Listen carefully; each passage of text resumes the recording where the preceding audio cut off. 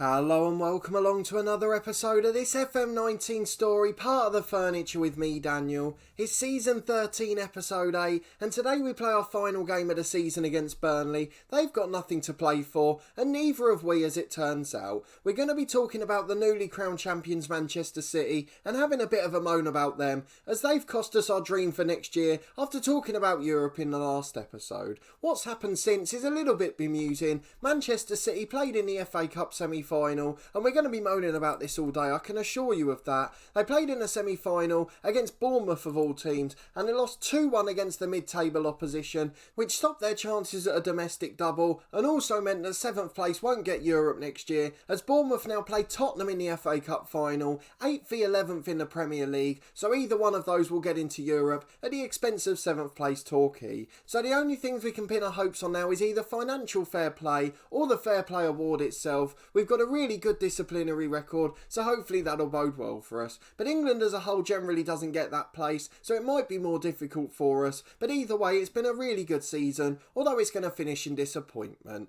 There is still a possibility that Tottenham could finish above us this year. They're 3 points behind with a better goal difference, so a point's needed from us today to ensure that we get 7th place. And if we win by a few goals and Arsenal lose as well, we may be able to sneak 6th yet, and that could open up a lifeline for Europe as we then get back into the Europa League qualifiers. Arsenal were last season's champions, don't forget. We beat them convincingly in the last episode, but they've been in form since then, so I'd imagine it's going to be difficult. We've got the 3-point gap either way, and we have no idea how this season's going to finish. We may end up bemoaning our poor goal difference, which could cost us either position. One of the main reasons for that is we have been conceding lots of goals, particularly in the first half of the year before Badger joined the new keeper, but even in the last few games we've been a bit poorer defensively, despite having one of the best attacks in the league. So after that Arsenal win, we did win 3-2 at Fulham, a really good result away from home. Omar Ayre and Rutherford with the goals after we went 2-0 down early on, and then at home to Brighton in the last game, our real chance of finishing 6th disappeared as we were held to a 2-2 draw, both teams scoring in the 88th minute. We went 2-1 up and were celebrating victory, and Brighton ran and scored from the kick-off with Tierney. So a little bit disappointing again, but we're certainly getting a bit more consistent, and with a young side of influential players, I'd imagine it won't be long before we're right up the top. We've come to the dynamic screen so you can see what an excellent dressing room atmosphere there is, and I just want to take you into the hierarchy so you can see how many of the younger players or those in their mid-20s are at the top of the ladder.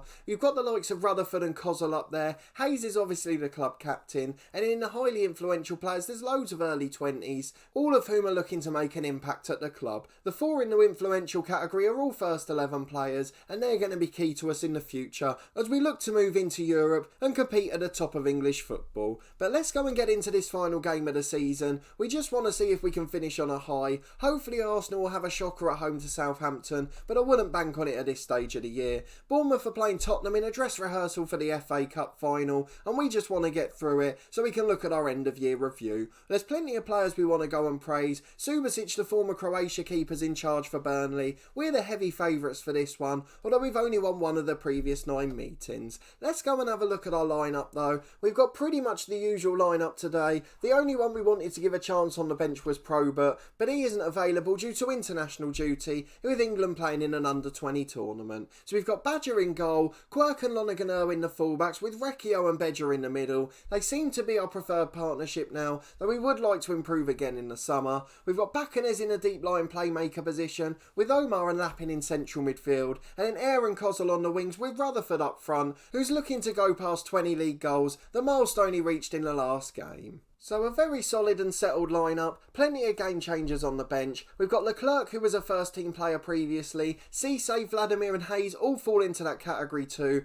Lidio joined in the summer with a view to being first choice, and then Gonzalez and McGregor are decent pros. No striker on the bench, which may be a little bit peculiar, but Omar can play up there if need be. So let's go and get into the game, hope we can finish the season on a high, and fingers crossed Arsenal have a disastrous day, and the Fair Play Award is kind to us. It's a 4-1-4-1 for Burnley, a very defensive layout for them. They've got Frank Kessie in the middle, a real player of course, and then Isak up front, a young Swedish striker who's a really hot prospect in real life, but he's an experienced pro now in this one, so he's going to be a bit more competitive today. Let's go and talk to the lads then. Stuart Jelling wants us to encourage them. We're going to say exactly the same too. James Hayes is absolutely not ready to start a match. He's been out with a knock for a couple of weeks, and he's only just fit enough for the bench in this one. Had Probert been available, he would have taken his place, and it meant that Hayes wouldn't have been in the squad, although he was planning to be our Europa League captain next year, something we won't be able to offer now. Lappin's got the ball in the middle as we come forward early on. Omar gets it wide to Air, but his touch is poor. He tries to head it down to his feet, and it goes out for a goal kick with a minute gone. We've got a long throw on the right with Richard Quirk, and he throws it into Lappin. Back to Quirk again to Bedger in the middle, 5 yards out. It's a fantastic block. Leg the Burnley defender who gets his foot on it, and it's out for a corner kick, an outswinger from Kozul. Into the front post, headed away by Kozul for Burnley, and Aaron comes away on the right hand side.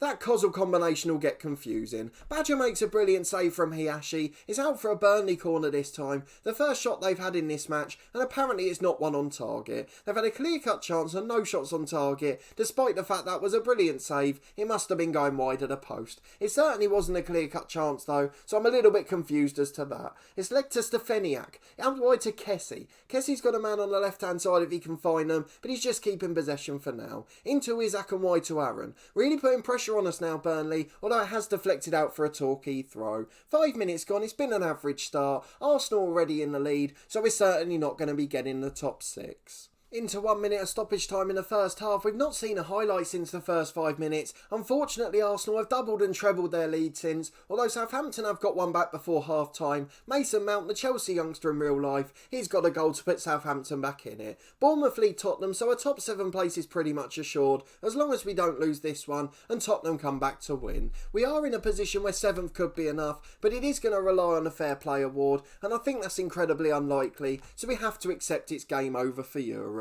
A few of the lads are motivated from our team talk. We're just encouraging them. We've told them we've been the better side. It's not really the case. We haven't seen any highlights, so we can't say which side has had the better of it. Stefaniak's going forward and we've committed a foul on him. And will we see another highlight in the second half, or will it just peter out like the first? It's a throw on the left for Lonergan Irwin. 5 minutes into the second half now. Still no real action for either side as Kozul loses it on the left. And it's Burnley coming forward on the right, and they've got plenty of time to get forward. But Omar's back. He's working so hard in the channels, doing his duties defensively as well. Omar inside to Lappin, who'll come over halfway. Gets it out to the right back Richard Quirk, who goes down the line to Hernan Air. Inside to Omar again, and we've got a couple over on the right. Richard Quirk's one of them, delivers to the back post. Daniel Kozul gets up and wins the header, but it's straight at the keeper. A pretty poor effort, and it's easy enough for Burnley. It's Aaron with a free kick on the left hand side, headed away as far as Kozul for them. Kessie gets it inside to the centre forward, and Stefaniak delivers again. Quirk heads away as far as Baccanes, and it's cleared away to Kozul. He switches it to Aaron on the left hand side. Burnley's still got pressure on us. They're just trying to create that opening that will allow them to take the lead. We need to keep an eye on the other results, as if we do concede in this one, a top 7 finish can only occur if Tottenham continue to lose. A couple of minutes past the hour mark, and it's Aaron on the left-hand side again for Burnley. He finds Hiyashi in the middle, and back to Aaron, the left-back. Stefaniak gets it inside to the central midfielder. Burnley just building it up nice and slowly again, as they get it wide to the right wing. Into Isak, the centre-forward, and he heads it wide at a post. Still not a particularly good chance. It's been a really poor, low-quality game. Just over 15 minutes to go and nothing's happening again. There's a slight knock to Hernan Air, so Gonzalez will come on for him. Dimitri Lappin's nervous in the middle. James Hayes will get some match fitness. And the other one that's going to come on is Lydio. Lonergan Irwin being replaced. Let's get back into it with those 3 subs made, and hopefully they'll make a difference in the last 15 minutes. Just over 5 to go. We're back with a free kick for Rutherford on the left-hand side. Goes for the shot from an impossible angle. Rattles the woodwork. Hits the post and comes back out. And then with another one a minute later, he's put it into the top corner. You could argue McDonald should have done better. The second choice international goalkeeper for England. But Rutherford puts it in the roof of the net. A brilliant goal to finish the season. Rutherford gets his 21st in the league. 25 in all competitions. And Hayes gets it wide to Gonzalez now, who tries to double the lead. A good save save from McDonald on this occasion and is tipped behind for a corner. An in-swinger to be taken by Kozul. We may go defensive in a moment just to try and see out the result. Arsenal are winning 5-2, so there's no need to compete with them. We could have only finished 6th if they lost, and that's certainly not going to happen now. So let's just focus on winning the game.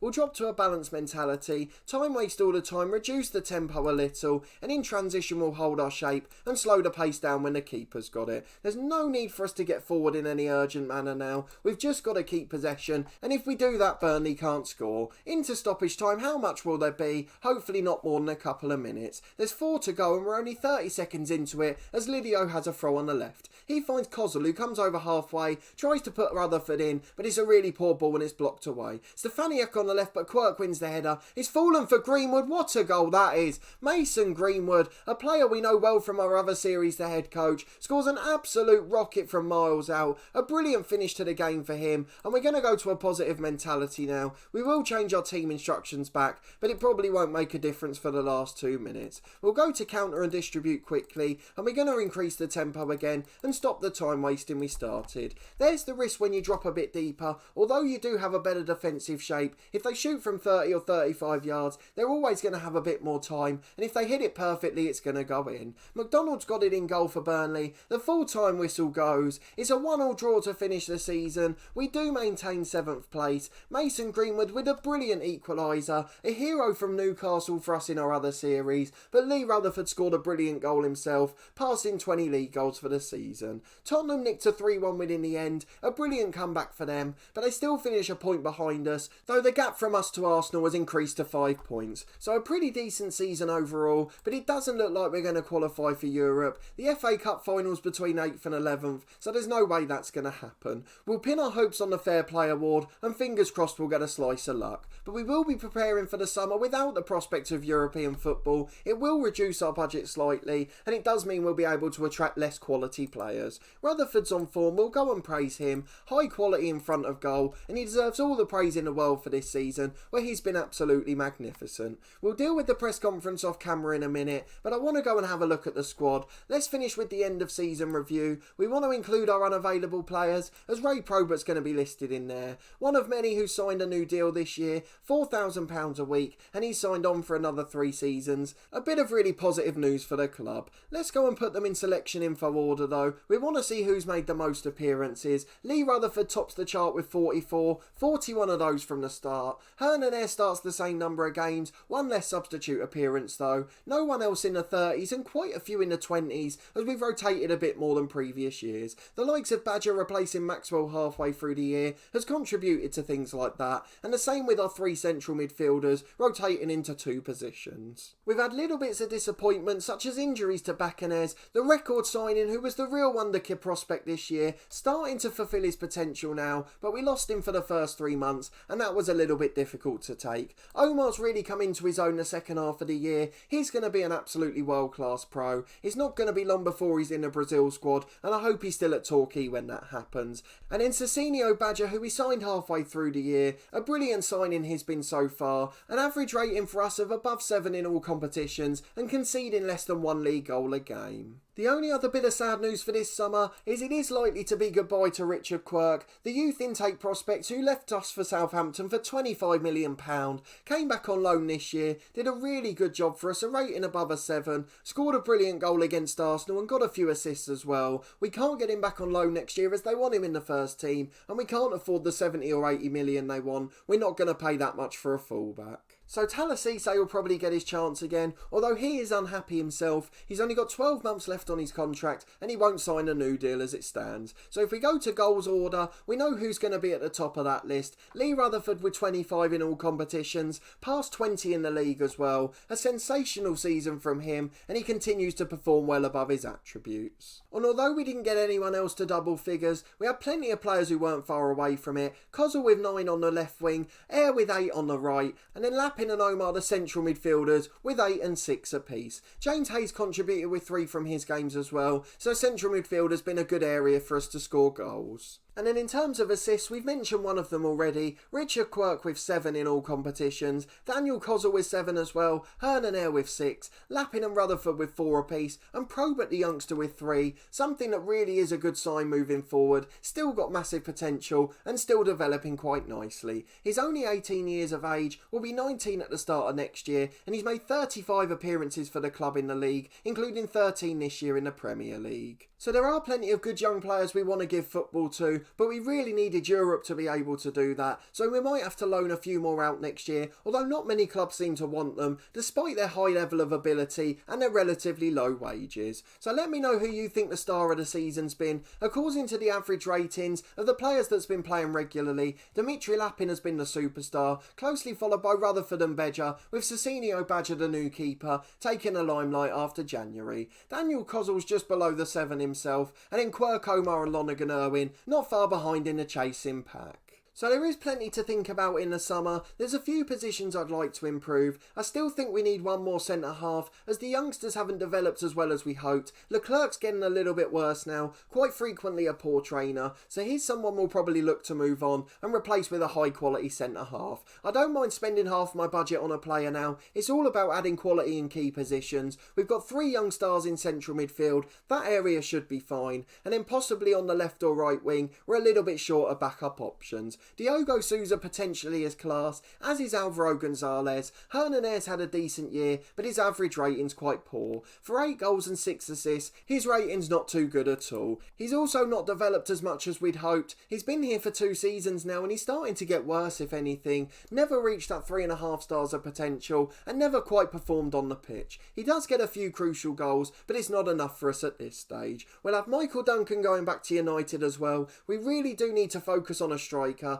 Lee Rutherford is an absolute superstar, but we've got to get someone that can compete with him. As we saw last season, if he doesn't score goals, we don't have anyone who can do it. Michael Duncan was a bit of a flop, and Darren Palmer's just not ready yet. But still plenty of promising signs and a very good young squad here. We might lose a couple because we're not in Europe. There's plenty of players that are wanted as well. You can see the likes of Rutherford, Lappin and Vladimir, Beja and Talasise too. They could all attract pretty big offers in the summer, which is something we're going to have to watch out for. We will be saying goodbye to some of the loanees, as we mentioned before. The likes of Goretzka and Duncan probably won't be back again, and a few of these youngsters will be loaned out, particularly the likes of Hassan and Palmer. But that will be all from this episode, and a very good season in the Premier League with Torquay. If you did enjoy it, please put a thumbs up on the video. I do really appreciate it as always. We got so close to qualifying for Europe. 7th place would have been enough most years, but Tottenham and Bournemouth have made the FA Cup final, with Manchester City greatly letting us down. Let me know in the comments if you agree with my assessment of the squad. Which areas do you think we need to improve? And are there any of the first team players you'd like to see go? Are there any that you think aren't quite pulling their weight? For me it's Hernan Air if anyone, but you may have a completely different opinion. I'm interested to know your thoughts and we'll try and address them in the new season. Subscribe to the channel for daily FM19 content from my 2 long-term stories, this one with Torquay United, which will obviously be back on Thursday with a transfer special, before our first game of the Premier League season on Sunday, as we look to try and push into Europe next year after bitter disappointment and narrowly missing out this time. There's also my journeyman story, The Head Coach, where Mason Greenwood, who scored that screamer for Burnley today, has featured quite heavily in years gone by, but now we've made our first move abroad and we're trying to make it in another country. There's also 3 episodes a week from Cricket 19, the official game of the Ashes. We've been playing a test match for the last 3 or 4 weeks, so do go and check that one out. We'll be starting our long-term career this Saturday, with videos every Tuesday, Thursday and Saturday at midday, as we look to play through a long-term series. There's also weekly content from Snooker 19 every Friday at 4:30. We're trying to make the top of the world rankings with young rising star Sean O'Sullivan. But a massive thanks for watching and continuing to follow along for another season. I really do appreciate it. And although we're devastated we're missing out on Europe, I think we can definitely make that extra step next season. But I really appreciate the support as always. And I hope to see you next time for another transfer special, as we look to make some big strides in the transfer market ahead of our 4th season in the Premier League.